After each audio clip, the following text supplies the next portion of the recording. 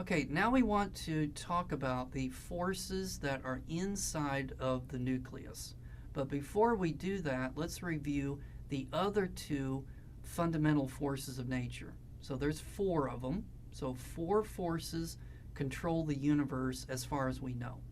So you've got the electromagnetic force, the gravitational force, and in just a few minutes we're going to talk about the strong nuclear and then the weak nuclear. So let's start with the electromagnetic force. The electromagnetic force is going to hold atoms together. So let's pretend that you have a nucleus here. Then it's going to have some protons in there, and then it's going to have some neutrons. The protons are positively charged, so the nucleus is positively charged. Then let's pretend that you've got an electron here that's in orbit around the nucleus. Electrons are negatively charged. Opposites attract. So this is going to be the force that's going to keep an atom together. Now, not only that, but it holds atoms together. So over here, let's pretend that you've got another atom which has a nucleus, and then it's got an electron that's in orbit around it. So this is positive, and then the electron is negative. Can you see that this negative electron would be attracted to that positive nucleus? And this electron would be attracted to this positive nucleus. So this is what's going to hold atoms together to make a molecule. So that's what the electromagnetic force does. Now, what does gravity do? So with gravity, you're going to have, let's say, mass number 1 and then mass number 2, and gravity is going to pull them together. So gravity is the cosmic force. It's going to be the force that holds large objects together. So the universe is held together by gravity because of the mass of the universe. Galaxies are going to be held together by gravity. Stars are going to be held together because of gravity. Solar systems are held together because of gravity, and planets are held together by gravity. So large objects are going to be held together by this force of gravity. Now, what about in the nucleus of the atom? So let's draw a nucleus, and then let's put some protons in there, and then let's put some neutrons in there. Well, the problem is that these protons, they don't like each other because of the electromagnetic force. Like charges repel. So if the electromagnetic force was the only force inside the nucleus would blow itself apart. So therefore, there must be a stronger force than electromagnetism. And so that's why they call it the strong nuclear force. So the strong nuclear force binds protons and protons together. It also binds neutrons and neutrons together, and it also binds protons and neutrons together. So this force is responsible for holding the nucleus together. Okay, that leaves us with what is the weak nuclear force. Now, all three of these are forces in that they either push or they pull. Now, this one always pulls together to make an atom, and then this one always pulls together to make gravity, and then this one is pulling together to make the nucleus. Now, the weak nuclear force is not that way. So the weak nuclear force, it's not a push and it's not a pull, but we still call it a force. And so what it can do is change a proton into a neutron, or it can change a neutron into a proton. So why would that be necessary? So let's pretend that you've got a nucleus here that consists of a proton, a proton, a proton, a proton, and then a neutron. So that's its nucleus. Well, there's too many protons. Remember that those protons are pushing against each other because of the force of electricity. So this is going to be an unstable nucleus. And so what the weak nuclear force can do is change some of those protons into neutrons. So let's say that it does this, and so we used to have 5 of them in there, 5 nucleons. So now let's change some of them so that we've got a neutron, a proton, and then a neutron. So this is the new nucleus after some of the protons have been converted into neutrons. This is a much more stable nucleus. So nucleuses tend to want to have a few more neutrons than they do protons in there. Now notice what we just did.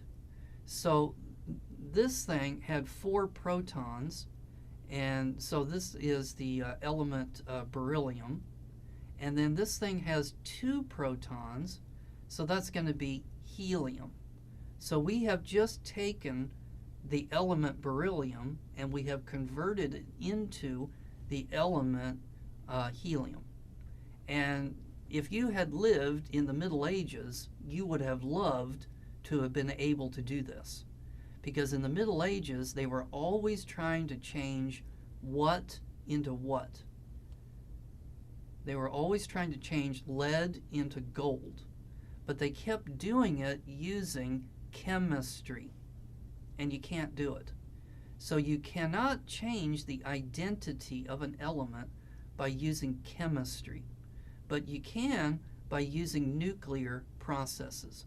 So in nuclear reactors, we have actually manufactured gold from lead. But it's very expensive. And it's much more expensive to make gold that way than it is just to go out and mine it. But it can be done. So what happens when a proton changes into a neutron? Okay, so let's see if we can write it up here. Yeah, I think I can. So a proton is positively charged. And what we want to do is change it into a neutron, which is electrically neutral. Well, we can't do that because of conservation of electric charge. Remember, you can't create charge and you can't destroy it. So we can't do that unless we manufacture another particle. And so what this particle is going to do is take into account the negative sign, or positive. So it starts out being positive and it ends up being positive. So we're going to call this particle the beta plus particle. Now there's still a problem, and it has to do with spin.